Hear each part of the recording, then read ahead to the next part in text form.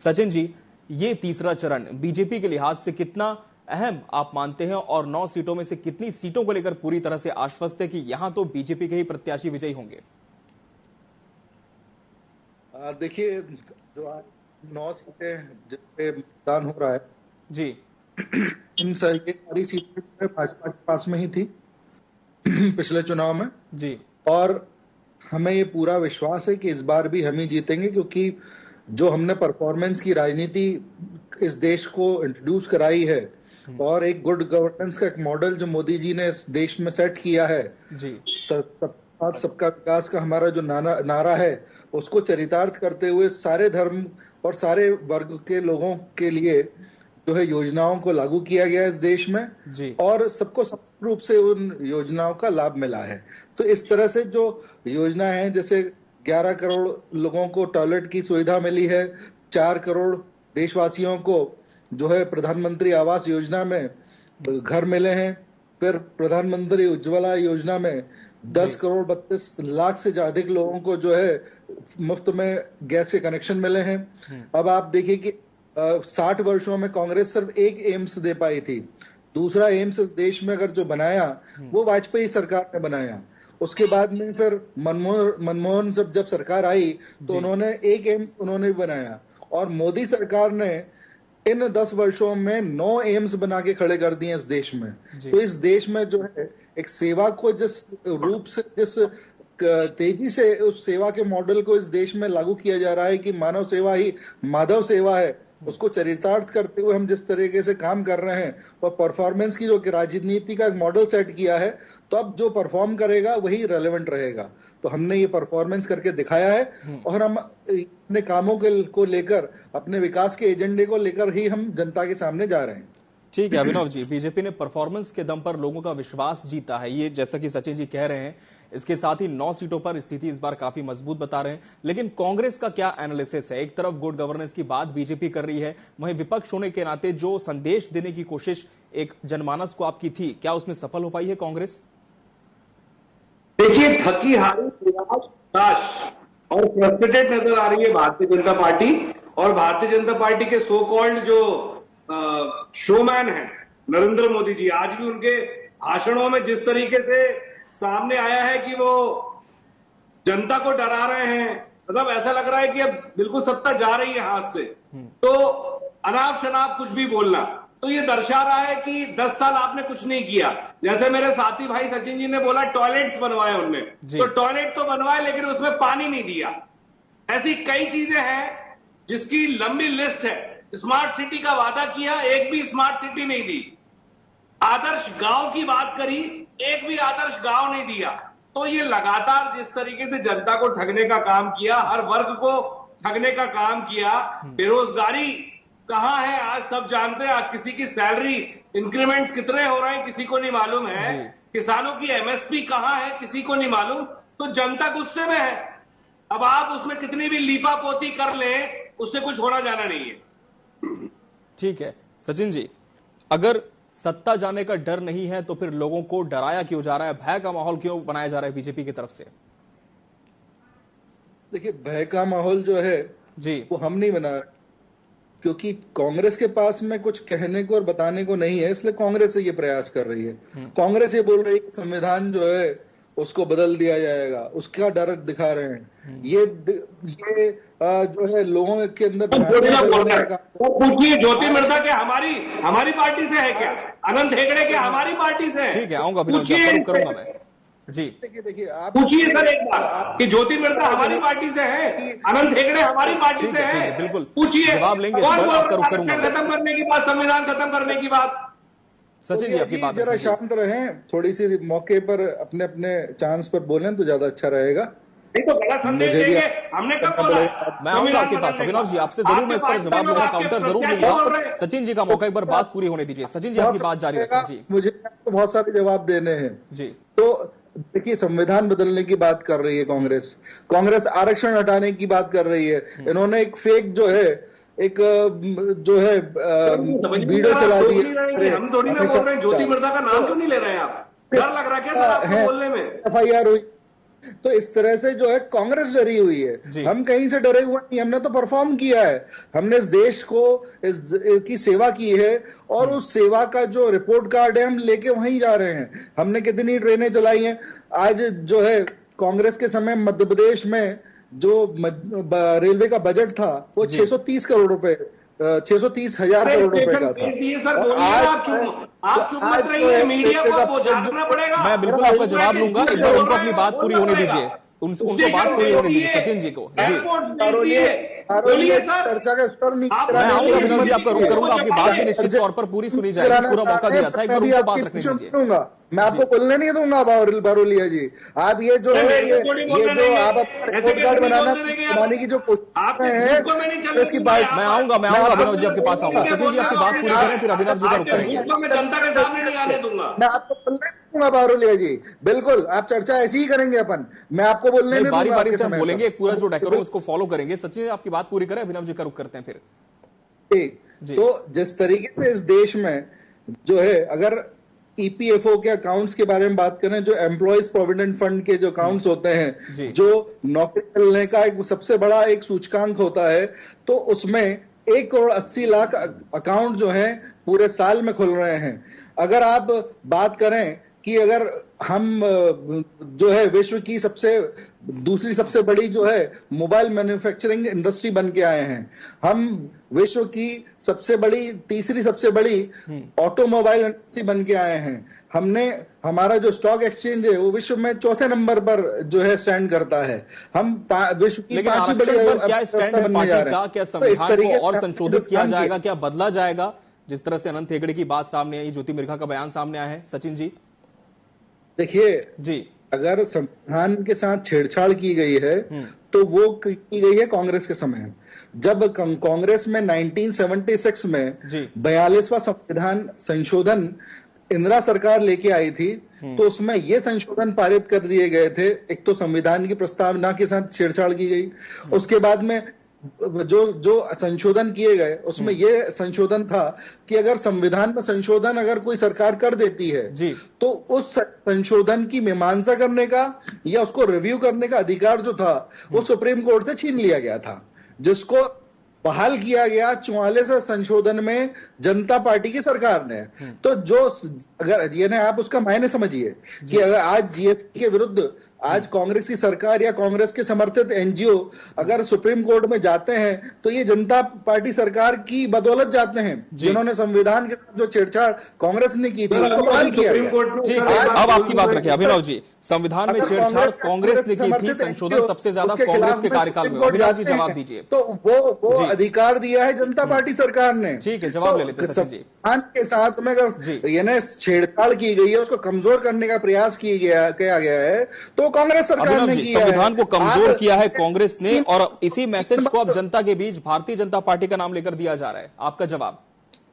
Sir आपने तो इनमें सुप्रीम कोर्ट के वकील हैं शायद सचिन जी, वो सरकार ने तो हाथ खड़े कर दिए कि वैक्सीनेशन जिन्हें कराई है हमें उनसे मतलब नहीं है जी। आज पता है आपको, अभी लेटेस्ट इसलिए बारोलिया की वैक्सीनेशन पे भी आएंगे। देखिए वैक्सीनेशन की आप बात कर रहे हैं, इसमें कौन सी रिपोर्ट जो है एक आप पहले इस विषय पर बात पूरी कर लेते हैं संविधान पर। सर फोटो भी हटा दी आपने, मोदी जी की तो फोटो भी हटा दी अब तो फोटो भी हटा दी। वैक्सीनेशन ये करके आप लोग मतलब गड़बड़ ज्यादा क्या चल रहा है जी? जनता को समझना पड़ेगा ना, जनता को बताना पड़ेगा आप लोगों को कि क्या है वो। कोविड के आपने इंजेक्शन लगवा दिए, आधार पूनावाला से पैसे ले लिए आपने 52 करोड़ रुपए, एक दिन में 52 करोड़ रुपए चंदा लिया है, तो क्यों लिया है जनता को बताना पड़ेगा। जनता जानना चाहती है। ये रखना है तो ये रखेंगे, कोई दिक्कत नहीं है। हम चर्चा का स्तर यही रखेंगे, आप भी बोलिएगा मैं भी बोलूंगा।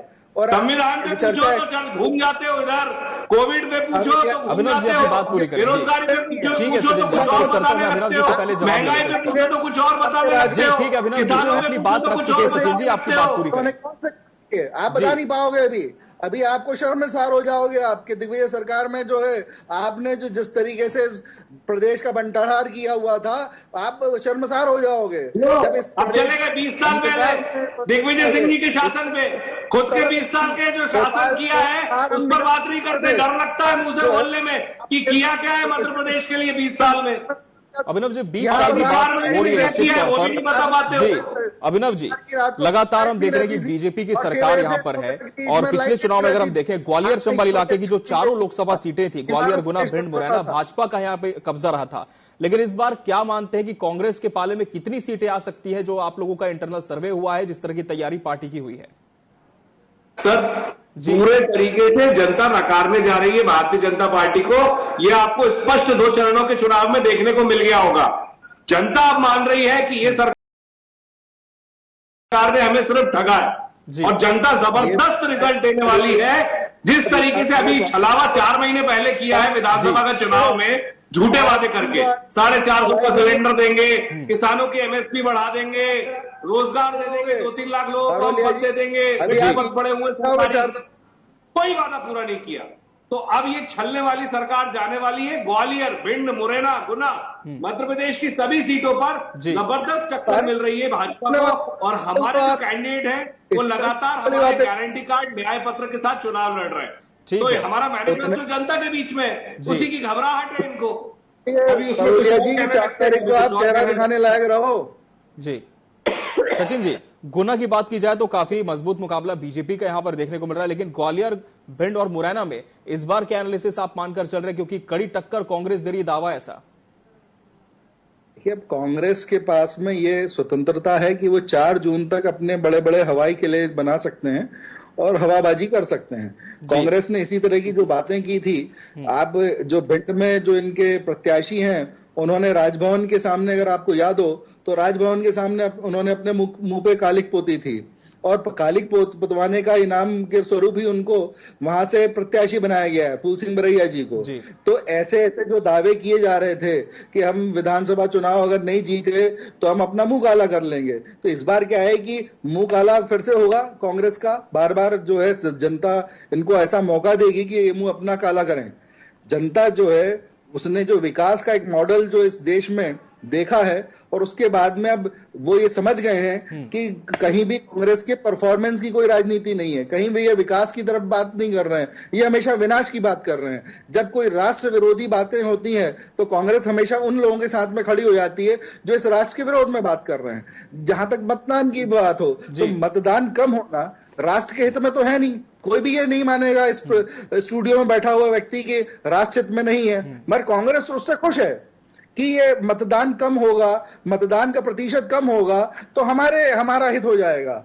अरे भाई, राष्ट्र हित देखो आप कि राष्ट्र का हित किसमें है। राष्ट्र का हित ये है कि हर व्यक्ति जो है लोकतंत्र में अपनी निष्ठा को कायम करे और मतदान का अपना जो अधिकार है उसका प्रयोग करे। लेकिन कांग्रेस वैसा नहीं चाहती है। कांग्रेस हमेशा ये चाहती है कि मतदान कम हो रहा है तो उसमें भी वो अपने बेनिफिट्स और अपने हित को उसमें देखने की कोशिश करते हैं कि राष्ट्र विरोधी हित में वो अपना हित साधने की कोशिश करते हैं। तो ये जो पॉलिटिक्स है, ये नकारात्मक है और विनाशकारी पॉलिटिक्स जो है उसको जनता ने सिरे से नकार दिया है और जनता इसलिए भाजपा को चुनने जा रही है। अभिनव जी, पहले और दूसरे चरण का जो मतदान हुआ था काफी कम वोटिंग परसेंटेज दर्ज किया गया था, लेकिन क्या आपको नहीं लगता कि जैसे कांग्रेस आरोप लगाती है कि सरकार के प्रति,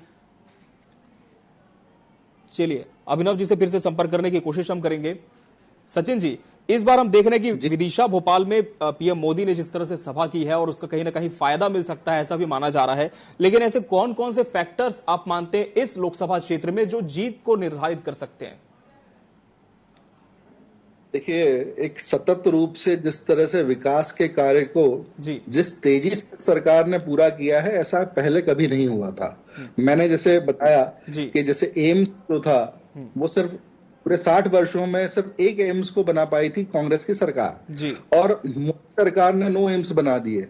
आज जो है कांग्रेस जब बात करती है महंगाई की, तो जब वाजपेयी सरकार ने मनमोहन सरकार को सत्ता का हस्तांतरण किया था, उस समय जो पेट्रोल का भाव था वो 26 रुपए प्रति लीटर था, और बाद में जब मनमोहन सरकार ने मोदी सरकार को सत्ता का हस्तांतरण किया तब वही पेट्रोल जो 26 रुपए का था वो 76 रुपए प्रति लीटर हो गया।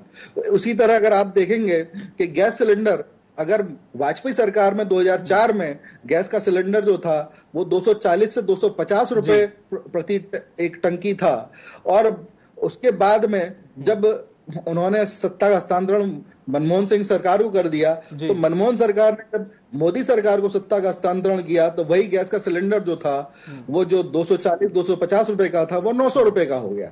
तो 900 रुपए का सिलेंडर जो है वो मोदी सरकार को 900 रुपए में जब सत्ता का हस्तांतरण हुआ तब मोदी सरकार को ये जो सिलेंडर जो था वो 900 रुपए का पड़ रहा था। और उसके बाद में मोदी जी ने इसी सिलेंडर को, गैस के सिलेंडर को, उसकी जो कीमत है उसको 808 रुपए 50 पैसे में आज वो वर्तमान में मिल रहा है। तो इस तरह से अगर आप देखेंगे कि अगर महंगाई का उछाल आया है वो तो कांग्रेस की सरकार में आया है। तो आज महंगाई की जो दर है वो 4.9% पर स्थिर है, जो लोएस्ट है पूरे ऑल ओवर वर्ल्ड में। तो जिस तरह से महंगाई को कंट्रोल किया हमारी सरकार ने और जिस तरह के काम किए हैं कि भाई 4 करोड़ जो है प्रधानमंत्री आवास योजना में हमने घर बना के दे दिए, विश्व में कहीं किसी देश में कहीं कार्यकाल नहीं हुआ है। केंद्र सरकार का इस 10 साल का रहा है और इसकी बानगी मध्य प्रदेश में भी मिली है। सचिन जी आप जुड़े रहेंगे हमारे साथ। हम फिलहाल उत्तर प्रदेश का रुख कर लेते हैं। हमारे ब्यूरो हेड दानिश वारसी हमारे साथ जुड़े वहां से।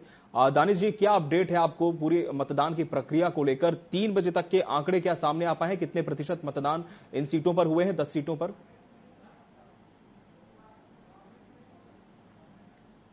10 चरणों का मतदान है जी। वो मतदान 10 सीटों पर है, जिसमें हाथरस, बरेली, एटा और कन्नौज, बरेली, इसके साथ साथ फिरोजाबाद और आगरा।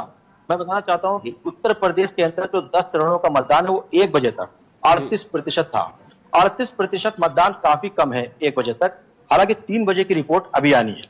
और बात की जाए अगर उत्तर प्रदेश की, तो उत्तर प्रदेश में सबसे बड़ी चीज जो है वो है यूपी के मैनपुरी की सीट। मैनपुरी सीट इसलिए हॉट है क्योंकि वहां पर डिंपल यादव प्रत्याशी हैं, अखिलेश यादव की पत्नी है जो पूर्व मुख्यमंत्री है। इसके साथ साथ यूपी के कैबिनेट मंत्री जो है पर्यटन मंत्री जयवीर सिंह वहां पर भी उनके सामने प्रतिद्वंदी के रूप में है। देखिए दोनों को अपनी अपनी साख बचानी है। और इसके साथ साथ जो उत्तर प्रदेश की बात की जाए तो मैनपुरी में अगर कन्नौज से मैनपुरी में अगर डिंपल यादव हार जाती है तो अखिलेश के साथ साथ समाजवादी पार्टी का वर्चस्व खत्म होगा और बीजेपी का खाता खुल जाएगा। दूसरी बात, अगर बीजेपी हार जाती है तो उत्तर प्रदेश के जो पर्यटन मंत्री हैं ठाकुर जयवीर सिंह, उनको अपनी सीट के साथ साथ शायद मंत्री पद भी गंवाना पड़ेगा। दोनों के अपने अपने टास्क हैं। बीजेपी चाहती है कि मैनपुरी से उनका खाता खुल जाए और समाजवादी पार्टी चाहती है कि इस बार फिर डिंपल यादव धूल बहुमत से यानी काफी ज्यादा मात्रा में वो जीत जाए मतदान प्रतिशत से। लेकिन 38% का जो मतदान है वो कहीं ना कहीं सवाल खड़े कर रहा है कि उत्तर प्रदेश में 38% मतदान आखिर 1 बजे तक क्यों हुआ, कारण क्या है? सवाल यहां पर कई हैं। इसके साथ साथ बरेली की बात की जाए तो बरेली में रोड को लेकर के बहिष्कार किया गया है। संभल में पुलिस ने लाठीचार्ज की है, उसका वीडियो सोशल साइट पर वायरल हुआ है। मतदाताओं पर लाठीचार्ज किस कारण हुई ये भी एक सवाल है। और इसमें पुलिस जांच में जुटी है, तो एक पुलिस लाठीचार्ज कर रही है और वही पुलिस जांच में जुटी है।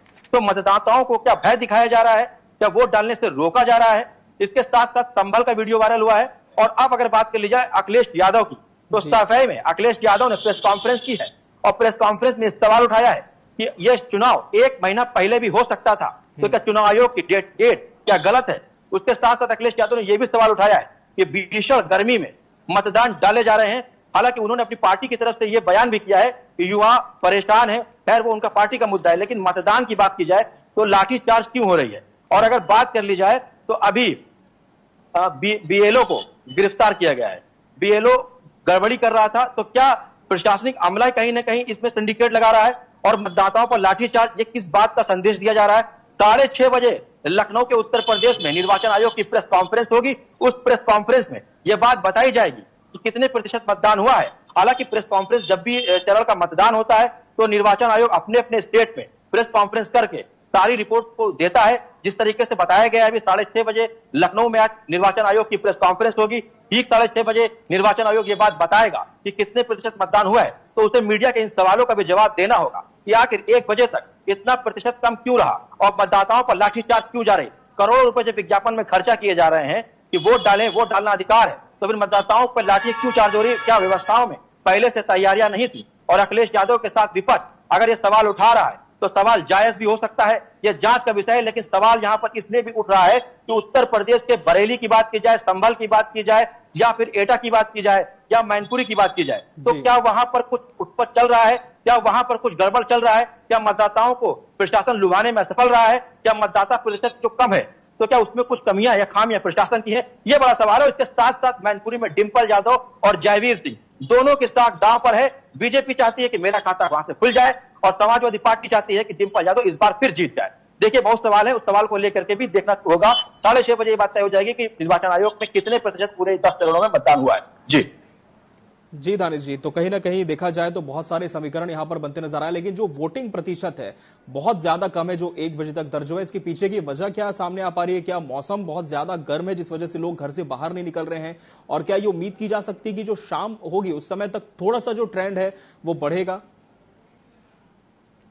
अक्सर क्या होता था कि जब मतदान होते थे तो चूंकि सर्दी और गर्मी दोनों में मतदान हुए हैं, अगर कि लोकसभा चुनाव 2024 भीषण गर्मी में ये बात भी सच है।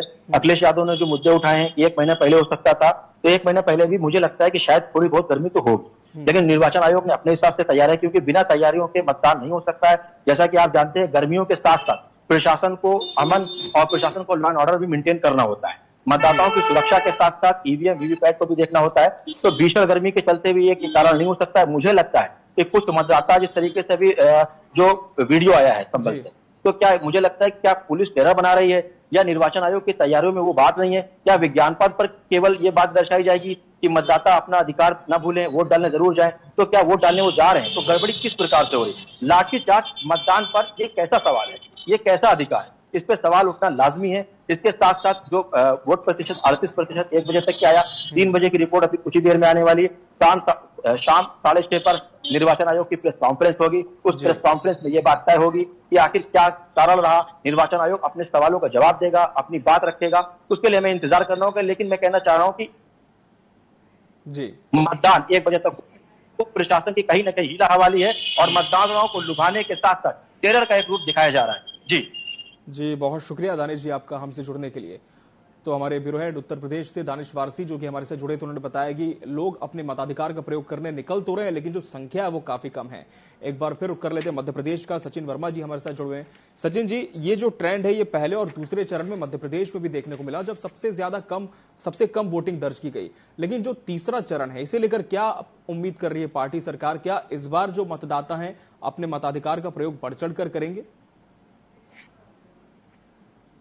मैं सुबह से अपना भी बताता हूं, भोपाल में मैं सुबह से प्रयास कर रहा था कि मैं पहले वोट डाल दूं, और मैं अलग अलग चैनल्स पे जा रहा था आज डिबेट के लिए। तो मुझे तीसरे प्रयास में मैं जाकर वोट डाल पाया। इतनी लंबी लाइनें हैं, मुझे वहां पर 40-40 मिनट वेट करना पड़ा। तो इस तरह की जो स्थिति है कि आज जो बम्पर वोटिंग हो रही है भोपाल में, तो एक पूरे देश को एक संदेश जो है भोपाल शहर देगा इस बार कि लोकसभा की भोपाल लोकसभा सीट है, ये रिकॉर्ड मतों से इस बार जो है यहाँ के प्रत्याशी आलोक शर्मा जी जीतने जा रहे हैं जी। तो इस तरह से आज बिल्कुल रिकॉर्ड कायम हुआ है। पूरे मध्य प्रदेश में लोग जो है आज सुबह से जो है वोटिंग के लिए निकल चुके हैं, और इस आपके चैनल के माध्यम से भी मैं सबसे आग्रह करूंगा कि अगर किसी ने वोट नहीं डाला है तो वो अपने मतदान के अधिकार का प्रयोग करे, और मोदी जी को तीसरी बार जो है प्रधानमंत्री बनने के लिए अपना जो है वोट भाजपा के पक्ष में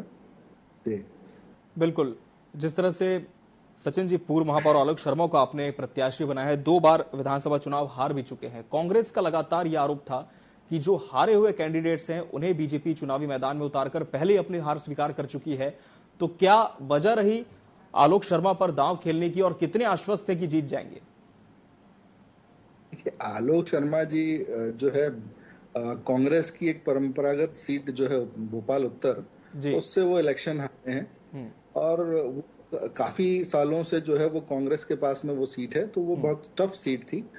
और जहां तक हार का प्रश्न है, तो दिग्विजय सिंह जी जो 10 साल कांग्रेस के मुख्यमंत्री रहे हैं, वो इलेक्शन नहीं जीत पा रहे हैं, और अब उनको जो है अपनी मार्मिक अपील जो है करनी पड़ रही है कि ये उनका आखिरी इलेक्शन है। तो 3,62,000 से ज्यादा वोटों से वो पिछली बार जो है लोकसभा का चुनाव जो है हारे थे, और राजगढ़ से इस बार वो रिकॉर्ड मतों से हारने वाले हैं। इस बार फिर मैं आपको बता रहा हूं क्योंकि जिस तरह से हम उनको, दिग्विजय सिंह जी को मिस्टर बंटाढार जो है भाजपा की पार्टी उनको बुलाती है जी। उन्होंने प्रदेश को एक बीमारू प्रदेश बना दिया था। ना तो यहाँ सड़क थी, ना यहाँ पर बिजली थी, और ना यहाँ पर कोई इंफ्रास्ट्रक्चर था। तो जिस तरह से वो बीमारी प्रदेश से कृषि विकास की बातें जो है कांग्रेस पार्टी करती है, उस समय कृषि विकास दर जो थी दिग्विजय सिंह जी की सरकार के समय वो 3% थी। आज वही कृषि विकास दर जो है भाजपा के शासन में 19% है जी। आज अगर जो आज पर कैपिटा इनकम जो है उसमें जो है 35% का इजाफा हुआ है भाजपा के शासन में। तो इस तरह से जो काम किए हैं हमने, जहां अगर 15,000 किलोमीटर की रोडें थी, आज 5 लाख किलोमीटर से ज्यादा की रोडें बन चुकी हैं प्रदेश में। आज अगर बिजली की बात करें तो बिजली में जो है 100 गुना से भी अधिक का इजाफा किया गया है बिजली उत्पादन में। आज हम बिजली के मामले में सरप्लस हैं और मध्य प्रदेश दिल्ली से आज दिल्ली की मेट्रो चल रही है। तो जो स्थिति बीमारू प्रदेश से एक विकसित राज्य को बनाने में भाजपा की शासन ने, भाजपा की सरकार ने जो काम किया है, तो उसी का जो एक रिजल्ट है कि आज बार बार जो है भाजपा को जनता यहाँ की चुनती है और वो चाहते हैं कि भाजपा के शासन में जो विकास का जो काम चल रहा है उसको और जो है जनता अपना आशीर्वाद दे और गति प्रदान करे। तो इसीलिए जो है भाजपा जो है जीतती आ रही है इलेक्शंस। बिल्कुल। और पिछला लोकसभा चुनाव यदि हम इस पर चर्चा करें सचिन जी, 2019 का जब साध्वी प्रज्ञा को आपने टिकट दी थी और उनके खिलाफ दिग्विजय सिंह थे, बहुत सारे समीकरण देखने को मिले, खासकर जो एक हिंदुइज्म का फैक्टर था वो बहुत उभर कर सामने आया। हमने देखा कि किस तरह से तमाम संत जमा हो गए थे, धुनी रमाई गई, उसके बावजूद दिग्विजय सिंह की हार भी हो गई। लेकिन इस बार क्या लगता है, ये जो फैक्टर था मोदी की गारंटी के सामने वो सारे फैक्टर्स काफी पीछे रह गए, समीकरण बदल गए? इसलिए देखिए, भारतीय जनता पार्टी के लिए राम मंदिर का जो मुद्दा है जी, वो 1955 से हम लगातार जो है उसको हम अपने घोषणा पत्र में उसको हमने शामिल किया था और जब उसको हमने पूरा कर दिया तो जनता के सामने हमको बताना जरूरी है कि हमने ये जो घोषणा की थी, जो जनता से वादा किया था और जनता ने हमको अपना मत का उपयोग हमारे पक्ष में करके हमें सरकार में लेके आए, तो हमने उनकी जो आकांक्षाएं थी उसकी पूर्ति की है। तो हमने उनको ये बताया कि हमने ये पूरा कर दिया, ये सारे काम हमने पूरे कर दिए। अब जहां तक विकास की बात है तो हमारा सतत जो एक एजेंडा है वो विकास की ही बात है और विकास ही एक हमारा एजेंडा है। और मोदी जी ने एक गुड गवर्नेंस का एक मॉडल इस देश में सेट किया है तो उसी को हम आगे बढ़ा रहे हैं। जो मोदी की गारंटी है वो सारे वर्गों के लिए, सारे लोगों के लिए एक समान रूप से वो जो भी योजनाएं हैं वो लागू करवा रहे हैं। अब अनलाइक कांग्रेस अगर सत्ता में आती है तो वो कहीं ना कहीं जो है तुष्टिकरण की बात करती है और यहाँ संतुष्टिकरण की बात हो रही है। कांग्रेस जब कर्नाटका में जब वो सत्ता में आते हैं तो वहीं पर वो मंदिरों के ऊपर टैक्स लगाने की बात करते हैं और जब तेलंगाना में जब वो सत्ता में आते हैं तो जो ओबीसी का जो आरक्षण है उसमें वो मुस्लिम वर्ग को शामिल करना चाहते हैं और कर्नाटका में भी उन्होंने ऐसा ही प्रयास किया। और ये जानते हुए कि संविधान के संशोधन के बिना जो 50% की जो कैप है, जो उच्चतम सीमा है, उसको वो किसी भी तरह से टच नहीं कर सकते हैं, मगर ये जानते हुए कि जनता को एक भ्रांति फैलाना है कि हम आरक्षण देना चाहते हैं। और जबकि सुप्रीम कोर्ट ने उस ये जो विधेयक लेके आए थे और लागू करने की कोशिश की थी उसको उन्होंने स्टे कर दिया। तो ये जानते हुए जनता को ठगने की कोशिश होती है कि हमें ये मालूम है कि जो हम कर रहे हैं वो गलत है, संवैधानिक रूप से गलत, लेकिन फिर भी करते हैं ताकि वो जनता को एक भ्रांति में रख सकें कि हम तुम्हारे लिए काम कर रहे हैं जी। तो उस वक्त को ये ठगने की कोशिश करते हैं कि ये जानते हुए कि वो कहीं भी संवैधानिक रूप से टिकेगा नहीं जी। तो ये तो प्रयास है, ये जो राजनीति जो कांग्रेस की चल रही है वो विनाश की राजनीति है और ये जो जिस तरह से एक देश के अहित की जो बात करते हैं उसको जनता ने जो है उसका पर्दाफाश कर दिया और जनता जो है इस बार भाजपा को पूरी तरह से फिर से आशीर्वाद देने जा रही है। बिल्कुल। और इस बार हमने देखा है कि संविधान को लेकर जिस तरह से हमने इस चर्चा की शुरुआत में भी जिक्र किया था, लगातार कांग्रेस का ये कहना कि अगर भाजपा सत्ता में आई तो संविधान को परिवर्तित कर देगी, आरक्षण को खत्म कर दिया जाएगा। हालांकि आरक्षण को खत्म करना तो आप भी बहुत अच्छे से जानते हैं सचिन जी कि इतना आसान नहीं है, लेकिन क्या वजह लगती है आपको कि क्या अब मुद्दे पूरे गौण हो गए हैं विपक्ष के पास, इस वजह से भरे मंच से इस तरह के आह्वान किए जा रहे हैं और फिर जब पीएम मोदी आते हैं तो भी जरूर वो इसका जिक्र करते हैं अपनी सभाओं में? देखिए, मैं आपको थोड़ा स्पष्ट कर दूं जी, इस संवैधानिक बदलाव के लिए, संशोधन के लिए जी लोकसभा 272 जो है सांसदों की जरूरत होती है जी और राज्यसभा के 200 राज्यसभा के 123 सांसदों की जरूरत होती है जी और 50% जो राज्य हैं जब उस विधेयक का, उस प्रस्ताव का समर्थन करते हैं, तब संवैधानिक संशोधन जो होते हैं वो लागू हो पाते हैं जी। तो वो स्थिति तो जो है आज भी भाजपा के पास में थी कि अगर संवैधानिक संशोधन के लिए आज हमारे पास में 303 जो है लोकसभा के सदस्य हैं हमारे, और राज्यसभा में भी अगर आप ये मानेंगे कि जीएसटी का बिल था या 370 धारा 370 की बात थी, तो हमने वो सारे विधेयक पारित कराए। तो संवैधानिक संशोधन की ऐसी कोई भावना होती तो उसके लिए आज भी भाजपा जो है केपेबल थी कि वो किसी भी तरह का संवैधानिक संशोधन कर सकते हैं, मगर ऐसा कहीं कोई मंशा नहीं थी,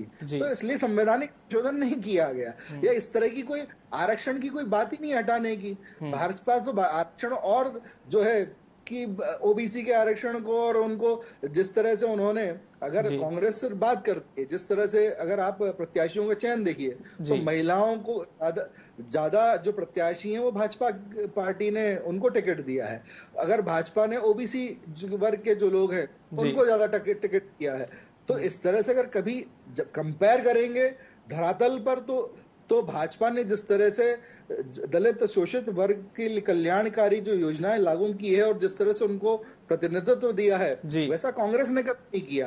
कांग्रेस सिर्फ इस बात को सिर्फ जो है अपने वोट की राजनीति के लिए उपयोग करना चाहती है, तो उसका हम विरोध करते हैं। जी, तो कहीं ना कहीं वोट की जो राजनीति है ये करना चाहती है कांग्रेस, लगातार बीजेपी ये कह रही है। और फिलहाल इस बार के चुनाव में हमने देखा कि बहुत सारे मुद्दे थे, लेकिन राष्ट्रीय स्तर पर चूंकि हम सभी जानते हैं कि विधानसभा चुनाव के मसले अलग होते हैं, लोकसभा चुनाव के मुद्दे अलग होते हैं। ऐसे में जो दोनों ही पार्टियां हैं वो पूरी कोशिश कर रही थी कि जनता को किसी भी तरह से अपने पाले में किया जाए। जहां तक इस बार स्टार प्रचारकों की बात है सचिन जी, हमने देखा कि बीजेपी से तो एक लंबी फेहरिस्त थी, कांग्रेस से जिक्र जरूर था, लेकिन पहुंचे बहुत सीमित संख्या में। इंडिया गठबंधन की लगातार बात विपक्ष की तरफ से की जा रही थी, लेकिन मध्य प्रदेश में कहीं पर इसका वजूद नहीं देखने को मिला। अगर हम एक सीट छोड़ दें जहां पर इन्होंने तय करके एक प्रत्याशी को उतारा है, लेकिन वहां पर भी हम साफ तौर पर देख रहे हैं कि बीडी शर्मा को एक वॉकओवर मिल गया है। तो क्या आपको लगता है कि लोकसभा चुनाव के अंत होते तक जो विपक्षी गठबंधन है वो धरातल पर नजर नहीं आएगा, क्योंकि चुनाव में ही पूरी तरह से नदारद है? देखिए, चुनाव के पहले भी और चुनाव के दौरान भी जो है ये गठबंधन जो है वो एक ठगबंधन हम जिसको बोलते हैं उस रूप में सामने आया है। आज जो है जिस तरीके से यहाँ पर खजुराहो सीट पर सपा प्रत्याशी का पर्चा जिस तरह से निरस्त हुआ, तो जब प्रत्याशी ने अपना वक्तव्य दिया इस संबंध में, तो उन्होंने बताया कि कांग्रेस के जो वकील थे जो उनकी मदद कर रहे थे, उन्होंने ही जो फॉर्म है वो गलत तरीके से भर दिया।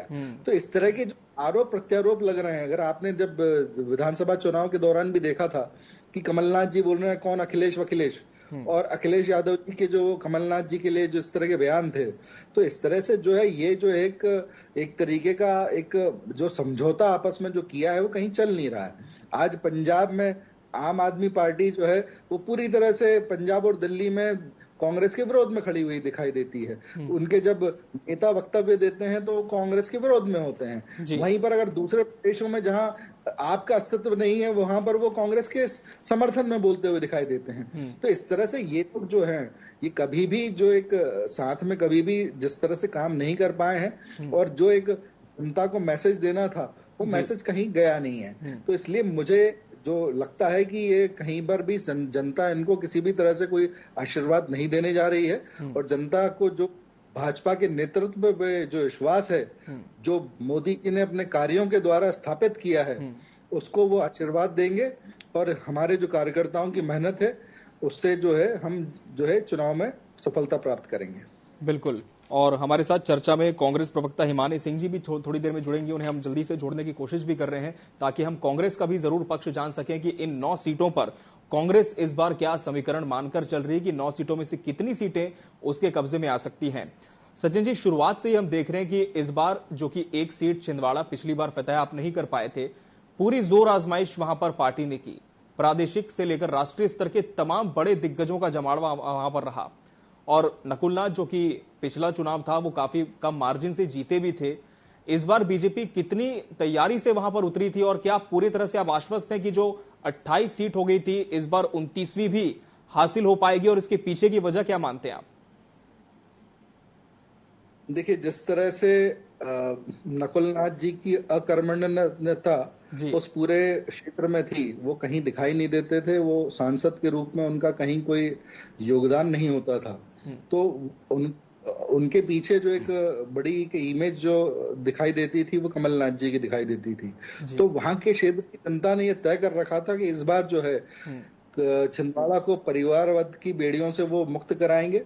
और एक एजेंडे के तहत, जिस तरह से अगर आप कंपेयर करेंगे, अगर 2014 के चुनाव के समय जो एक वोटिंग का परसेंटेज था और 2019 में बालाकोट स्ट्राइक के बाद का जो परसेंटेज जो बड़ा था है, वो अगर मोदी लहर अगर 2014 में भी मानते हैं तो आपको वोट का प्रतिशत उससे मैच करता हुआ दिखाई देगा जो इस समय जो वोटिंग हो रही है। तो वो जो एक बालाकोट स्ट्राइक के समय जो एक अचानक से एक वोटिंग का परसेंटेज जो बड़ा था, वो थोड़ा सा अब स्थिर हो गया है और हम 2014 की लगभग स्थिति पर आ गए हैं। तो वो जो है वोटिंग का परसेंटेज काफी अच्छा रहा है मेरे हिसाब से छिंदवाड़ा में in compare to other seats. और छिंदवाड़ा की जनता ने बदलाव के लिए ही इस बार मतदान का उपयोग किया है। आप अगर वहां के आम नागरिकों से फीडबैक भी अगर लेंगे तो वो यही कहते हुए आएंगे कि इस बार नकुलनाथ को उन्होंने जो है नकार दिया है। छिंदवाड़ा में तो तमाम जो कमलनाथ के करीबी थे उन्होंने भी भाजपा का दामन थाम लिया, लेकिन इंदौर में एक बड़ा दिलचस्प घटनाक्रम हुआ जो कि परंपरागत सीट बीजेपी की मानी जाती है। कांग्रेस का कहना यह है, सचिन जी, लगातार आपने भी उनके ऑन रिकॉर्ड वर्जन सुने होंगे, कि अगर बीजेपी को हार का डर नहीं था फिर क्यों आपने हमारे प्रत्याशी को तोड़ दिया? तोड़ा क्या, पार्टी में ही शामिल करा लिया, पहले विड्रॉल कराया फॉर्म और उसके बाद पार्टी में ही प्रवेश करा लिया। तो इसके पीछे क्या बीजेपी की स्ट्रेटेजी थी, जैसा कि कांग्रेस का आरोप है? देखिए, कांग्रेस जब इस तरह की जो बातें करते हैं जी, अब आप अगर देखेंगे कि डमी प्रत्याशी से नामांकन भरवाने का काम प्रदेश में सिर्फ एक सीट पे किया कांग्रेस ने, वो थी इंदौर की सीट जी। तो ऐसी क्या आवश्यकता पड़ी थी कि डमी कैंडिडेट से फॉर्म भरवाया गया था? उसकी आवश्यकता इसलिए पड़ी क्योंकि कांग्रेस को कहीं ना कहीं ये अंदेशा था कि जो अक्षय कांति बम जो हैं उनका कहीं ना कहीं इंक्लिनेशन जो है बीजेपी की तरफ है। वो बीजेपी की पार्टी में उनको विश्वसनीयता ज्यादा नजर आती है और वो बीजेपी की पार्टी की जो रीति नीति है उससे वो आकर्षित हैं। तो उन्होंने अपने उस आकर्षण को प्रकट किया और उन्होंने अपना जो पर्चा है वो विड्रॉ कर लिया। अब उसके पीछे कांग्रेस बोलती है कि उनके ऊपर जो है हमने धारा बढ़वा दी, 307 का चार्जेस लगवा दिए जी। तो मैं उनके आरोप का भी जवाब मैं ही दे देता हूं। ये जो आदेश हुआ ये माननीय न्यायालय का आदेश था। इंदौर की कोर्ट में 17 साल से उनका जो प्रकरण है वो पेंडिंग था और उसमें चार्ज फ्रेम होने की स्थिति पर वो चार्ज बढ़ा दिया गया। तो जो न्यायालय है उसकी भी अवमानना जो है वो कांग्रेस कर रही है। कांग्रेस जो है एक न्यायालय को भाजपा का एक एजेंट के रूप में प्रतिरूपित करने की कोशिश कर रही है, जबकि एक न्यायालय के आदेश है उसकी सम्मान करना हर भारतीय नागरिक का कर्तव्य है, हर शासन का कर्तव्य है। तो एक न्यायालय के आदेश की परिपालना वहां पर की गई। तो उस न्यायालय के आदेश को जो कांग्रेस है वो एक इस तरह से परिभाषित करने की कोशिश कर रही है कि जैसे भाजपा के शासन ने पुलिस से बोल के जो है धारा बढ़वा दी हो, जबकि वो न्यायालयीन एक आदेश था, एक सामान्य प्रक्रिया थी जिसके तहत जो है उनके ऊपर चार्जेस लगाए गए और उसमें किसी भी तरह का कोई हस्तक्षेप कहीं हो नहीं सकता है। तो इस तरह से जो कांग्रेस के जो झूठ हैं और जो भ्रांतियां कांग्रेस फैलाने का काम इस देश में कर रही है वो उसको बंद कर देना चाहिए। और जनता जो है इस बात को बहुत अच्छे से, कांग्रेस का जो झूठ है वो जनता में बहुत अच्छे से स्थापित हो चुका है कि जब कांग्रेस जब सत्ता में आती है तो लूट मचाती है, जब सत्ता में नहीं रहती है तो झूठ बोलती है और जब चुनाव आते हैं तो फूट डालने का प्रयास करती है, जैसे आरक्षण के मुद्दे पर। या सचिन जी, इसी पर जवाब ले लेते हैं। हमारे साथ कांग्रेस प्रवक्ता हिमानी सिंह जी भी जुड़ चुकी हैं। हिमानी जी, बहुत स्वागत है आपका इस चर्चा में। हिमानी जी, जैसा कि बीजेपी का आरोप है, आपने भी सुना कि कांग्रेस के पास जब कोई मुद्दे नहीं होते हैं तो सिर्फ कांग्रेस आरोप लगाने का काम करती है, झूठ बोलने का काम करती है। आपकी प्रतिक्रिया इस पर? जी, मैं अभी भाजपा प्रवक्ता भाई जी, उन्होंने बोला कि अक्षय कांति बम के ऊपर न्यायालय द्वारा शासन के द्वारा धाराएं बढ़ाई गई पर गजब इत्तेफाक है। जैसे इत्तेफाक हमेशा होता है कि जहां पर भी कोई आजकल महिला उत्पीड़न से संबंधित कोई मामला आता है उसमें कहीं ना कहीं भाजपा का कोई नेता लिप्त होता है, उसी तरीके का इत्तेफाक यहाँ पर हो गया कि जो केस कई सालों से चल रहा था उसमें एन चुनाव के वक्त कुछ धाराएं अचानक बढ़ा दी गई। और ऐसा जिस व्यक्ति जिसके ऊपर इस तरह की धाराएं, संगीन धाराएं बढ़ा दी गई, जिसका हम कह रहे हैं कि उन धाराओं के दबाव में, उन चीजों के दबाव में उसने अपना नामांकन वापस लिया और इस तरह के अपराधी प्रवृत्ति के व्यक्ति को भाजपा के वरिष्ठ नेताओं ने अपनी गोद में बिठा लिया और उसके साथ जाकर नामांकन वापस करवा रहे हैं। अगर आपको ठीक है न्यायालय ने धाराएं बढ़ाई, सब कुछ था, तो वो एक अपराधी व्यक्ति का साबित हुआ ना, जिस पर न्यायालय को बीच केस के बीच में इतने सालों बाद धाराएं बढ़ानी पड़ी। ऐसे व्यक्ति को आपने अपनी भाजपा में क्यों शामिल कर लिया और आप उसको अपनी गाड़ी में उसके साथ सेल्फी ले रहे हैं, उसको साथ में लेके घूम रहे हैं। नामांकन वापसी तक में आपकी कुछ घंटों में ऐसी मित्रता हो गई कि आप उसके साथ नामांकन वापसी में भी साथ में जा रहे हैं। आप अपने कार्यकर्ताओं, अपने भाजपा के नेताओं को जितना समय नहीं देते उससे ज्यादा समय दे रहे हैं। आप उसके प्रेस कॉन्फ्रेंस में भी उससे इतना सटके बैठे हैं, उसके मुंह में शब्द ठूसने का प्रयास कर रहे हैं। तो जनता ये सब कुछ भी देख रही है और जनता ये सब देख रही है कि कोई विचारधारा की लड़ाई भारतीय जनता पार्टी की तरफ से बची ही नहीं है। आजकल भारतीय जनता पार्टी पूरी तरह कांग्रेस में हो गई है और उनकी खुद की विचारधारा वाले जो व्यक्ति थे वो पिछली लाइन में पता नहीं कहाँ दिखाई भी नहीं देते, वहां तक पहुंच गए हैं। तो ये सब भी जनता देख रही है और जनता, आप यकीन मानिए, इन सब चीजों का जवाब देगी। मैं भी छिंदवाड़ा की भी बातचीत सुन रही थी, तो आप यकीन मानिए कि बिल्कुल शुरू में ऐसा लग रहा था कि जिस तरह भाजपा का वरिष्ठ नेतृत्व छिंदवाड़ा में कर रहा है तो इस बार शायद टक्कर दे पाएंगे। लेकिन जैसा आप जानते हैं छिंदवाड़ा के दिल में कमलनाथ जी बसते हैं। जब इन्होंने अपनी इस दबाव की और इस छल बल की राजनीति को आगे बढ़ाते हुए जिसको मास्टर स्ट्रोक समझकर कमलनाथ जी के यहाँ पर पुलिस भेजने का काम किया, उसी समय छिंदवाड़ा की जनता ने अपना निर्णय ले लिया था और ज्यादा दूर जाने की जरूरत नहीं। 4 जून को वो सब सबके सामने आ जाएगा। जवाब दीजिए सचिन जी। 4 जून की तारीख है जब सबको इंतजार है सच के सामने आने का। सचिन जी देखिए, अक्षय कांति बम जो है, जिनके आपराधिक चरित्र के बारे में थोड़ा शिवानी जी बता रही थी, तो उनके ऊपर आरोप लगे हैं। शिवानी जी, आरोप तो आपके जो शीर्ष नेतृत्व है, सोनिया जी, राहुल जी, जमानत में है। वो आपको मालूम है, नहीं मालूम है? और राहुल जी को तो सजा भी हो चुकी थी। तो आप तो अपराधी, आपका तो चरित्र ही, आपकी पार्टी का जो शीर्ष नेतृत्व है उसका चरित्र आपराधिक है। आपको उनके आपराधिक पृष्ठभूमि के बारे में नहीं मालूम है शिवानी जी? तो शिवानी जी, आप पहले स्टडी करिए अपने पार्टी के लोगों की और उनके आपराधिक चरित्र के बारे में। आपको मालूम है दिग्विजय सिंह के खिलाफ में कितने आपराधिक मुकदमे चल रहे हैं? जब उन्होंने यहाँ पर, जब राघव जी के ऊपर जो अप्राकृतिक संबंधों के आरोप लगे थे तो उन्होंने वक्तव्य दिया था, बच्चा बच्चा राम का, राघव जी के काम का। तो ऐसे व्यक्ति हैं वो जो बच्चे राम के जो बच्चे हैं उनको अनैतिक संबंधों के संबंध में बोलते हैं। वो इस तरह के चारित्रिक लोग जो हैं आपकी पार्टी में हैं, जो बटाला जो है काउंटर हैं उसके ऊपर क्वेश्चन मार्क लगाते हैं। जब कोई बातें होती हैं तो आपके पार्टी के नेतृत्व और उसके चरित्र को तो देखिए। आपके अभी आपके जो हैं प्रदेश अध्यक्ष, उन्होंने जो है इमरती जी के ऊपर किस तरह के आरोप लगाए हैं। तो आप अभी आपराधिक चरित्र की बात पे आई है, बहुत अच्छी बात है। मैं भी इस बारे में बात करना चाहता था। हेमंत कटारे जी के आरोप नहीं थे, टिप्पणी थी जिसे लेकर काफी विवाद हुआ, फिर FIR हुई। जी इनका कोई व्याकरण का थोड़ा सुधार कर रही थी मैं, उनके खिलाफ में FIR हुई है शाहपुरा थाने में। तो जो तरह से जो कांग्रेस के आपके जो नेता हैं चरित्र की बात कर रहे हैं, तो फिर अमित शाह जी को भी नहीं भूल सकते, महिलाओं को नहीं भूल सकते। बिल्कुल, बात दोनों पक्षों की होनी चाहिए। जी आइटम बोलते हैं उन्हें। तो इस तरह के आपके जुड़े जो नेता हैं उनके आपराधिक चरित्र को तो देखिए आप। आपराधिक चरित्र है कि कोर्ट को उसके ऊपर धाराएं बढ़ानी पड़ी। सचिन जी, कांग्रेस से जानना चाहती है कि अगर पहले से ही दागदार छवि थी उस प्रत्याशी की जिसने अपना नामांकन वापस लिया, फिर बीजेपी ने इतना स्पेशल ट्रीटमेंट क्यों दिया? और खासकर मुख्यमंत्री डॉक्टर मोहन यादव, जो कि पहले जाने वाले थे भोपाल, वो सीधे इंदौर पहुंचे और वहां पर उन्हें पार्टी की सदस्यता दिलाई। तो इतना ज्यादा खास ट्रीटमेंट क्यों मिला फिर उन्हें? देखिए, खास ट्रीटमेंट की बात इसलिए कि हम तो क्या है कि जिस तरह से एक विचारधारा को हमारे अगर अंगीकृत कोई भी कार्यकर्ता करता है तो हमारे लिए हर कार्यकर्ता एक खास कार्यकर्ता है। हमारी जो पार्टी है वो एक परिवार भाव के साथ जी हिमानी जी आपसे जवाब लूंगा इसके बाद जरूर मैं जी। जो पार्टी है वो एक परिवार के लिए चलती है, तो दोनों में फर्क है। हम एक परिवार भाव के साथ में काम करते हैं कि हम हर एक कार्यकर्ता को अपना भाई मानते हैं और जो हमारे शीर्ष नेतृत्व है उनके लिए भी भाव रखते हैं।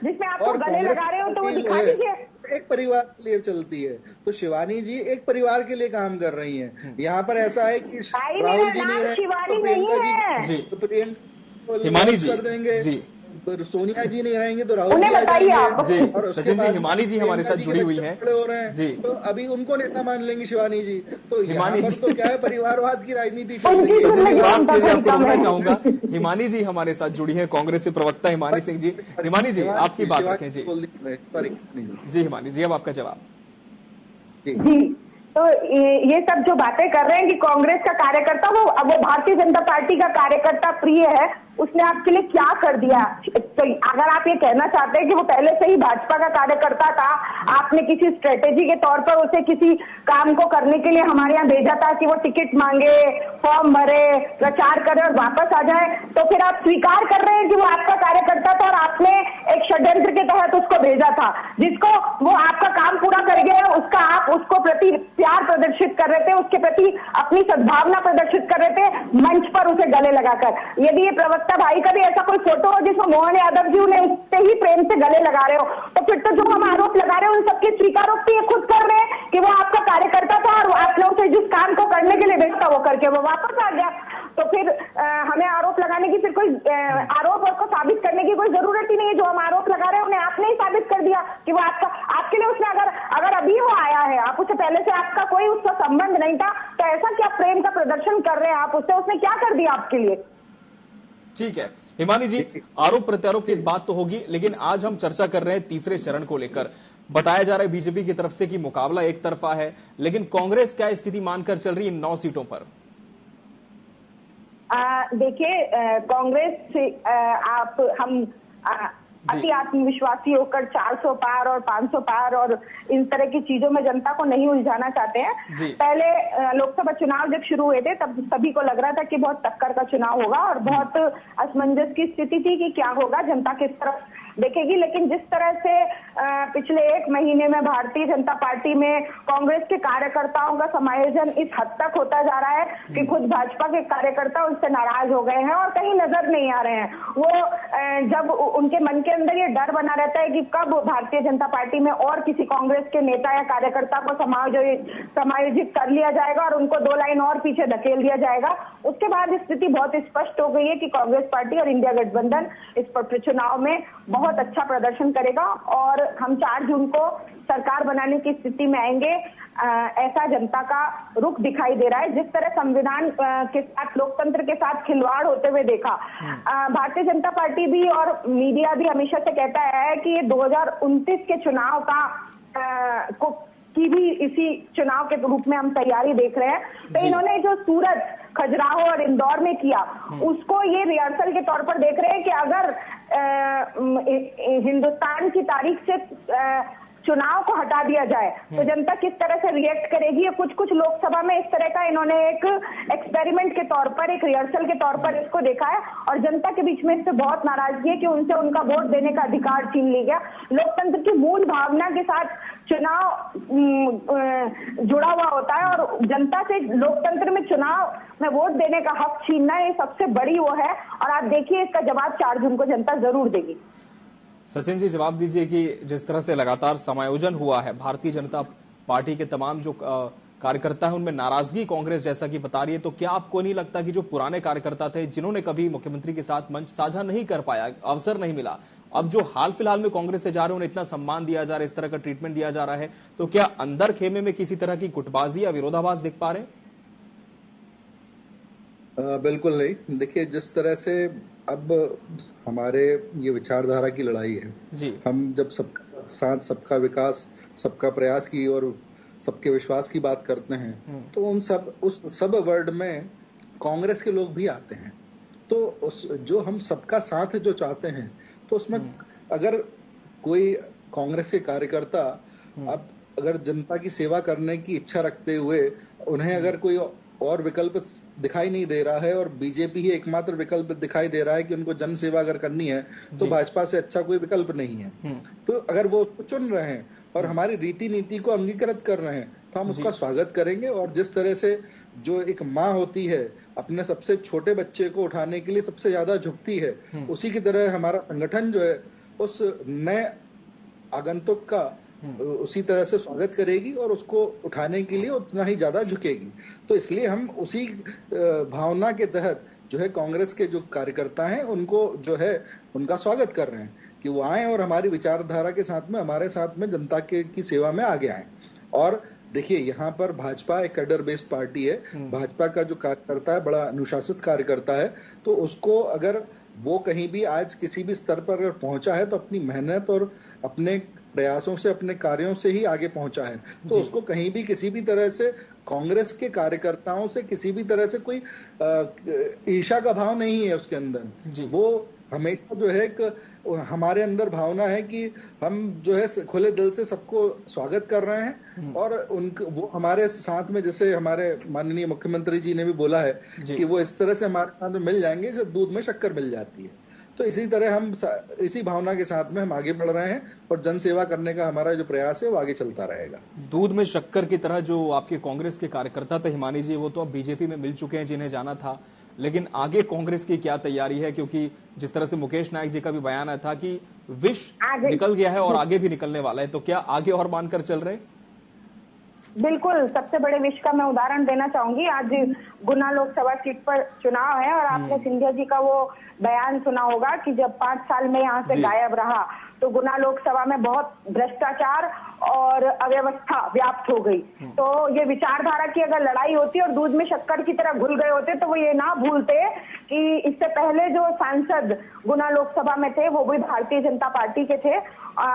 अगर विचारधारा की लड़ाई होती, सिंधिया जी कांग्रेस में जब थे तब भी वो अपनी एक अलग कांग्रेस चलाते थे और अब वहां पर भी उनकी एक अलग भाजपा चलती है जो एक मूल भाजपा कहें तो उससे अलग है। तभी तो वो अपनी ही पार्टी के पूर्व सांसद के समय के कार्यकाल को पे उंगलियां उठा रहे हैं। तो इसका ये उदाहरण है। और अगर वो इस सवाल का जवाब यहाँ भी मिल जाता है, अगर वो दूध में शक्कर की तरह घुल गए होते तो अपनी पार्टी के सांसद पे इस तरह के आरोप न लगाते। दूसरे कई जगह आपने बड़े नेताओं को इस तरह के बयान देते हुए सुना होगा कि मच्छर है ये, इनको निकाल के 4 जून के बाद बाहर फेंकेंगे। तो ये दूध शक्कर जैसा कुछ नहीं है। चुनावी रणनीति के तौर पे अपने कार्यकर्ताओं को अगर नाराजगी ना होती तो नेताओं को इस तरह के बयान देकर उन्हें समझाने की, शांत करने की जरूरत तो है लोग, लेकिन नाराजगी अब सामने आ रही है। सचिन जी, राव यादवेंद्र सिंह जो आपके गुना के प्रत्याशी हैं कांग्रेस से, वो भाजपा के ही कार्यकर्ता थे, भाजपा के ही नेता थे। आपको इस बात का आपके केपी सिंह और सिंधिया दोनों ही कांग्रेस के कार्यकर्ता थे। राव यादवेंद्र सिंह जो आपके कांग्रेस के प्रत्याशी हैं वहां से वो भाजपा के कार्यकर्ता थे। तो आप पहले थोड़ा सा स्टडी तो कर लीजिए कि आप अपनी सेल्फ गोल क्यों मार रही हैं बार बार। स्टडी करने के बाद इसमें मेरी स्टडी का कहां? चलिए, तो तीसरा चरण है, लेकिन जो राजनीतिक बयानबाजी है वो अभी तक थमी नहीं है। फिलहाल नतीजे ही बता पाएंगे कि किसका झुकाव किसकी ओर था और क्या कांग्रेस से भाजपा में जाने पर किसी फायदा हुआ है, किसी नुकसान। बहरहाल समय हमारे पास इतना ही था इस चर्चा के लिए। आप दोनों मेहमानों का बहुत बहुत शुक्रिया हमसे इस चर्चा में जुड़ने के लिए, इसका हिस्सा बनने के लिए आपका बहुत धन्यवाद। और रुक कर लेते हैं भोपाल का। हमारे एमपी एडिटर अतुल विनोद पाठक जी हमारे साथ जुड़ चुके हैं। अतुल जी, बहुत स्वागत है आपका इस चर्चा में। अतुल जी, तीसरे चरण का रण जिसमें कई दिग्गजों की प्रतिष्ठा दांव पर लगी हुई है, कितना अहम ये चरण दोनों ही पार्टियों के लिए? देखिए, ये सर्वाधिक महत्वपूर्ण चरण कहा जा सकता है और इस चरण की महत्वपूर्णता इसलिए बढ़ जाती है क्योंकि बड़े बड़े दिग्गज यहाँ पर चुनाव मैदान में है। कांग्रेस से सिंह की प्रतिष्ठा दांव पर है। बीजेपी से हम बात करें तो ज्योतिरादित्य सिंधिया है, उनकी प्रतिष्ठा यहाँ पर दांव पर है। दूसरी बात है शिवराज सिंह चौहान की, ये भी बड़े नेता हैं। तो 2 बड़े नेता जो मध्य प्रदेश से चुनकर जाने हैं लोकसभा में बीजेपी की तरफ से, वो शिवराज सिंह चौहान और ज्योतिरादित्य सिंधिया है। हालांकि शिवराज सिंह चौहान के लिए विदिशा लोकसभा सीट इतनी मुश्किल नहीं है जितनी गुना में ज्योतिरादित्य सिंधिया की, क्योंकि पिछली बार वो कांग्रेस से लड़े थे, चुनाव हार गए थे। इस बार भी उन्हें चुनौती मिल रही है कांग्रेस की तरफ से। लगातार वो कोशिशें कर रहे हैं कि इस बार कहीं कोई चूक न रह जाए, इसलिए बड़ी बड़ी सभाएं भी हुई, प्रधानमंत्री भी आए। तो ये बड़ा महत्वपूर्ण फैक्टर। मैं आपको और बता दूं कि यहाँ पर दिग्विजय सिंह की हम यहाँ पर बात करें, दिग्विजय सिंह 1990 के दशक में यहाँ से सांसद हुआ करते थे। लगभग 33-34 साल बाद फिर से दिग्विजय सिंह यहाँ पर चुनाव मैदान में है और कांग्रेस का किला बचाने का सबसे बड़ा दारोमदार यदि किसी के कंधे पर है तो वो दिग्विजय सिंह पर है, क्योंकि दिग्विजय सिंह के अलावा कोई बड़ा नेता चुनाव मैदान में नहीं है। कमलनाथ के गढ़ में उनके बेटे चुनाव मैदान में है, लेकिन दिग्विजय सिंह स्वयं सबसे बड़े नेता है मध्य प्रदेश में 10 साल तक मुख्यमंत्री रह चुके हैं। एक समय में कांग्रेस का सबसे लोकप्रिय चेहरा माना जाता रहा दिग्विजय सिंह को, लेकिन भोपाल में जब वो लोकसभा चुनाव लड़े पिछली बार तो प्रज्ञा सिंह से करीब 5 लाख वोटों से हार गए। लेकिन भोपाल की परिस्थितियां अलग है, उनका गृह क्षेत्र है राजगढ़, जहां से वो चुनाव मैदान में है, इसलिए उनके ऊपर दारोमदार है कि वो कम से कम अपने गृह क्षेत्र से किला लड़ाएंगे, परचम लहराएंगे और ये कांग्रेस के लिए एक राहत की बात होगी यदि दिग्विजय सिंह अपने किले को बचा पाते हैं। शिवराज सिंह चौहान की जहां तक बात करें, मध्य प्रदेश के मुख्यमंत्री के रूप में 18 साल रहने के बाद बीजेपी ने उन्हें मुख्यमंत्री पद से हटाकर और मोहन यादव को कमान सौंपी। इसके बाद शिवराज सिंह चौहान को विदिशा सीट से मौका दिया गया। 5 बार लगातार वो विदिशा सीट से संसदीय क्षेत्र का प्रतिनिधित्व कर चुके हैं, केंद्र में रह चुके हैं, केंद्रीय राजनीति से ही वो मध्य प्रदेश में आए थे। इसके अलावा मैं आपको बता दूं, राजगढ़ की बात करूं तो राजगढ़ में बीजेपी ने कोई बड़ा चेहरा नहीं उतारा है, स्थानीय सांसद को उतारा है, लेकिन बीजेपी को उम्मीद है कि मोदी लहर में रोडमल नागर यहाँ पर चुनाव जीत जाएगा।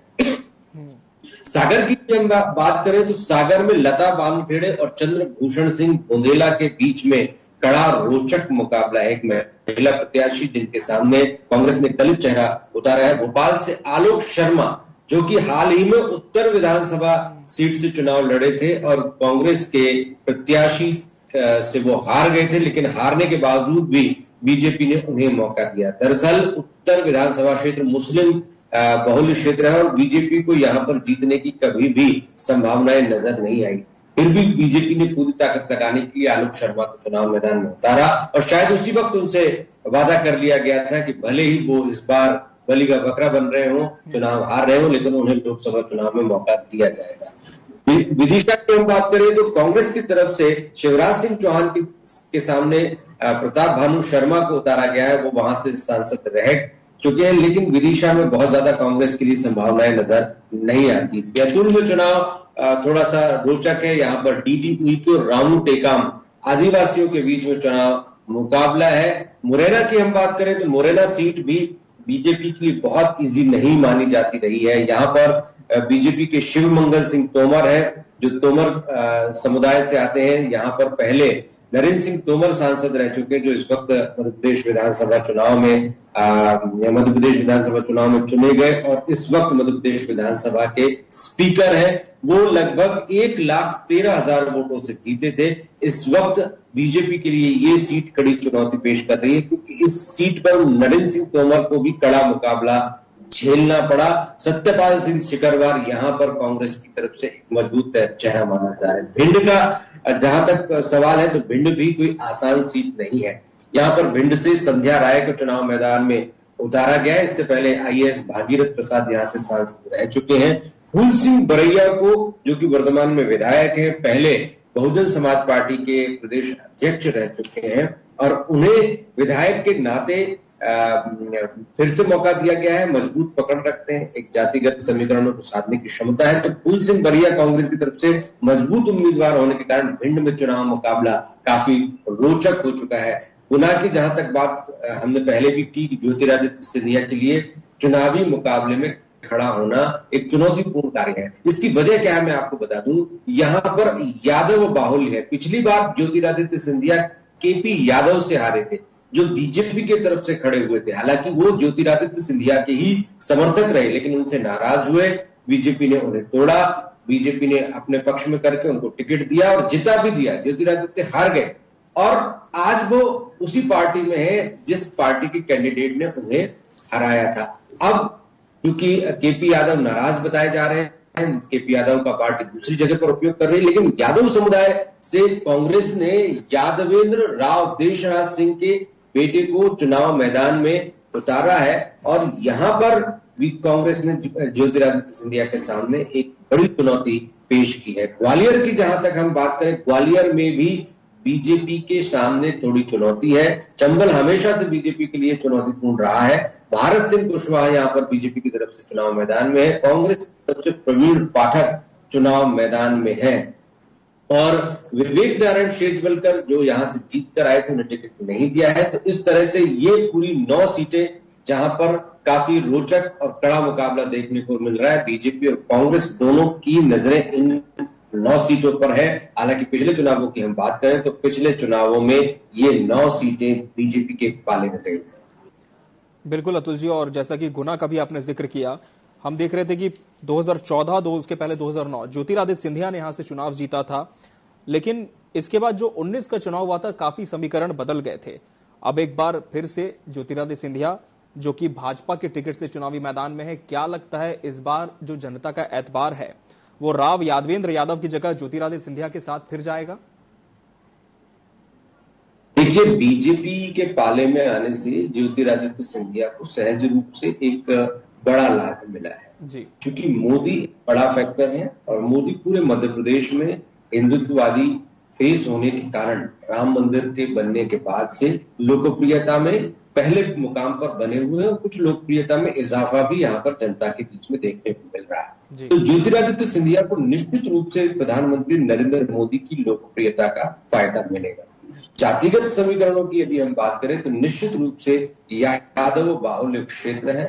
कांग्रेस को इसका फायदा मिलने की उम्मीद है। केपी सिंह को टिकट नहीं मिलने से निश्चित रूप से यादव मतदाता नाराज है, लेकिन फिर भी कांग्रेस ने जिस तरह से फाइट दी है, ज्योतिरादित्य सिंधिया ने उस फाइट को न्यूट्रलाइज करने के लिए और अपना पलड़ा भारी करने के लिए कई तरह के दाव पेच अख्तियार किए हैं। लगातार वो और उनके परिवार के सदस्य जनता के बीच में है और अमित शाह केपी यादव को एक अच्छा मुकाम देने का वादा कर चुके हैं वहां की जनता से कि चुनाव हो जाने दीजिए, केपी यादव को भी अच्छी जगह समायोजित किया जाएगा। यानी एक तरह से राज्यसभा में भेजने की बात यहाँ पर की गई है ताकि केपी यादव को टिकट न देने से जो नाराज उनके समर्थक हैं उनको डैमेज कंट्रोल किया जाए, उनको मैनेज किया जाए।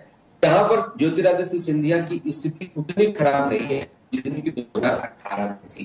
तो ये जरूर ज्योतिरादित्य सिंधिया को लाभ मिलेगा, एक तो भारतीय जनता पार्टी का लाभ, उनके कार्यकर्ताओं का लाभ और प्रधानमंत्री नरेंद्र मोदी की लोकप्रियता का लाभ। तो इसलिए ज्योतिरादित्य सिंधिया थोड़ा फाइट में नजर आ रहे हैं। यदि वापस वही परिस्थितियां होती तो निश्चित रूप से दोबारा ज्योतिरादित्य सिंधिया का जीतना बहुत मुश्किल हो सकता है। लेकिन अभी भी चुनाव प्रक्रिया जारी है। वोटर्स के मन में क्या है ये कहा नहीं जा सकता। कोई निर्णय चुनाव में मतपेटियों के बाहर निकलने के बाद, मतगणना के बाद ही सामने आ सकता है। लेकिन अभी तो ये सीट जो है बीजेपी के लिए चुनौतीपूर्ण बनी हुई। बीजेपी के लिए निश्चित तौर पर गुना में तो चुनौती है, लेकिन क्या लगता है कि अतुल जी विदिशा की राह बहुत आसान हो जाएगी भाजपा के लिए, क्योंकि शिवराज सिंह चौहान के सामने 33 साल बाद कांग्रेस के प्रताप भानु शर्मा चुनाव लड़ रहे हैं। एक तरफ हम देख रहे हैं पूर्व मुख्यमंत्री है मध्य प्रदेश का जिसने इतने सालों तक शासन किया है प्रदेश में, दूसरी तरफ प्रताप भानु शर्मा जो कि काफी रिलैक्स मोड पर है, सक्रिय राजनीति से काफी दूर वो नजर आए। तो क्या यहां पूरी तरह से हम कह सकते हैं कि शिवराज सिंह चौहान को वॉकओवर मिल जाएगा? निश्चित रूप से जिस तरह से जिसने प्रताप भानु शर्मा पर यकीन किया है, ऐसा लगता है कि औपचारिकता प्रस्तुत की गई है, क्योंकि प्रताप भानु शर्मा लगातार शिवराज सिंह चौहान से हारते रहे और जिस तरह का चुनावी मुकाबला और चुनावी मैदान में प्रचार और रणनीति के स्तर पर हमने माहौल देखा तो प्रताप भानु शर्मा कहीं नजर, उन्होंने एक प्रचार की जो विधिवत औपचारिकताएं होती हैं शायद वो भी पूरी नहीं की होंगी और सारे क्षेत्र में शायद ही वो पहुंचे होंगे। तो प्रताप भानु शर्मा भी एक टोकन कैंडिडेट के रूप में यहाँ पर चुनाव लड़ते हुए नजर आए हैं। कहीं ना कहीं उनको एक हाइप तो मिलेगी कि शिवराज सिंह चौहान के सामने, इतने लोकप्रिय चेहरे के सामने उन्हें चुनाव मैदान में उतारा है। प्रासंगिकता निश्चित रूप से फिर से बन सकती है। लेकिन जिस तरह से कांग्रेस के पूर्व विधायक शशांक भार्गव बीजेपी में शामिल हुए, विदिशा क्षेत्र के कई बड़े नेताओं ने बीजेपी का दामन थामा और अभी भी शिवराज सिंह चौहान का जादू लाडली बहनों के बीच में खत्म नहीं हुआ है। लाडली बहना योजना का श्रेय शिवराज सिंह चौहान को दिया जाता रहा है और जनता के बीच में उनकी खासी लोकप्रियता है। इसलिए विदिशा की जनता जो 5 बार उन्हें जिता चुकी है विधानसभा में, जब जब उन्होंने चाहा तब तब जीत हासिल की, तो मुझे लगता है कि एक क्लीन स्वीप शिवराज सिंह चौहान को एक बड़ी जीत यहां पर मिल सकती है। ऐसा मतदाताओं का रुझान जनता के बीच में जब हम जाते हैं तो उनके बीच में जो प्रतिक्रियाएं हैं, जो उनके बीच में शिवराज की छवि, ऐसा लगता है कि यहाँ की जनता शिवराज सिंह चौहान के पक्ष में एक बड़ा वर्डिक्ट देने जा रहे हैं। बिल्कुल, और निश्चित तौर पर अतुल जी, जैसे कि आपने भी कहा कि 4 तारीख को जब मतपेटियां खोलेंगी तब मालूम भी हो जाएगा स्पष्ट तौर पर कि जनता का रुझान किसके साथ था और कौन से मुद्दे थे जिसने जनता को सबसे ज्यादा प्रभावित किया। अतुल जी, आप हमसे जुड़े और 9 सीटों पर विस्तार से आपने चर्चा की, बहुत शुक्रिया आपका हमसे जुड़ने के लिए। और इसी के साथ मुझे दीजिए इजाजत। पल पल की अपडेट्स के लिए आप लगातार बने रहिए टीवी 24 के साथ। नमस्कार।